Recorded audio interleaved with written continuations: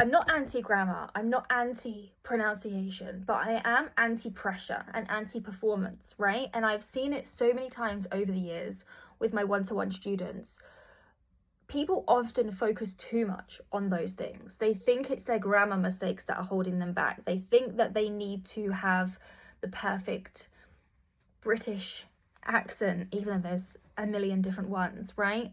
They're focusing a little bit too much on these things. They're worried about their mistakes, right? They hold back because they're scared of making mistakes. And that all is going to really impact the quality of your conversations. And me, I'm pro connection, right? Conversations at the heart of everything should be about connection, building rapport, being able to express yourself, being able to share yourself, your personality, right? And sometimes when we're focusing too much on these details that we're trying to be so perfect at, you lose your sense of self, you lose your sense of personality.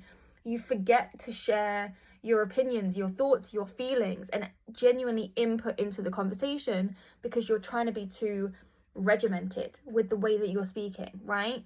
So I'm not anti-grammar. You will often hear me say, like, don't worry so much about the grammar, don't worry so much about those things, don't worry about your mistakes. And I stand behind that. Doesn't mean that grammar doesn't matter, because it gives you a foundation, right? But once you have that foundation and you can use full sentences, you understand the structure, I think after that point you just have to practice speaking and use that as your foundation, use that as your guide, but don't overthink it, right? Don't get so hung up on perfection. Embrace the mistakes. It doesn't matter. It's part of the learning process. Native people speak incorrectly and make mistakes and forget their words and use the wrong grammar all the time. In day-to-day conversation, which is what I teach conversational English, these things will not affect your quality of your conversations as much as you think it does or it will, right?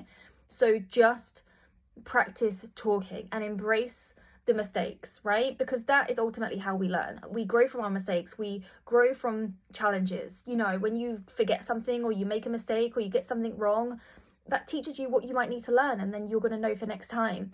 It really is going to help you grow. So don't overthink it.